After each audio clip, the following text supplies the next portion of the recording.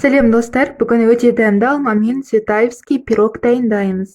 Жып-жұмсағы күтілмелі қамырмен тәтті алма дәмі қаймақпен дайындалатын салмасы сізді таң қалдырары сөзсіз.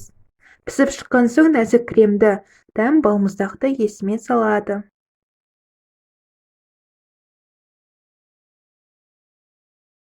Ең алдымен ұнымыздың үстіне қопсқышымызды қосып, ыдыстың ішінде жақсылап араластырамыз. Оны міндетті түрде елеуші өткізілуі қажет. Сосын үй температурасында тұрған жұп-жұмсақ сары майымызды ыдысымыздың ішіне саламыз. Үстіне тұзымызды қосамыз, қантымызды саламыз. Қаймағымызды қосып, жақсылап миксерлейміз. Содан соң қасықтап шет-шетінен ұнымызды қоса отырып араластырып қамыр жасаймыз. Қамыр жұмсақ болуы керек, артық ұн қосып тастамаңыздар.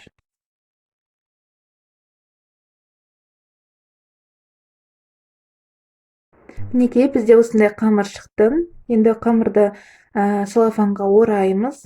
Содан соң тоңазытқышқа салмасы дайын болғанша салып қоямыз. Ал енді салмасын дайындаймыз. 2 жұмыртқамыздың үстіне қантымызды, ванильді қантты және де қаймағымызды қосып миксерлейміз. Міндетті түрде миксермен миксерлегендеріңіз дұрыс, себебі бізде сұйық масса шығуы керек. Содан кейін ұнымызды қосамыз.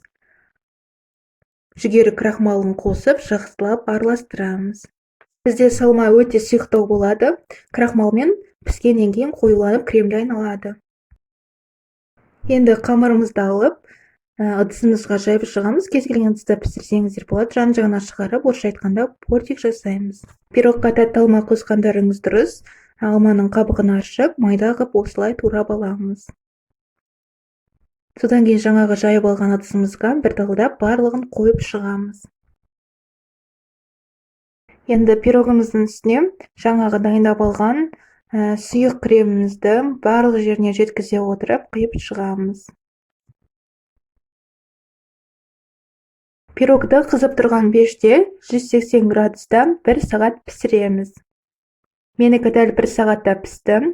Пештер әртүрлі болғандықтан жаңағы сұйық кремі қою кремге айналғанша пісіруіңіз қажет. Пирог жұмсақ болған, дәмі де өте керемет. Сондықтан міндетті түрде дайындаңыздар, сіздермен болған меруерт.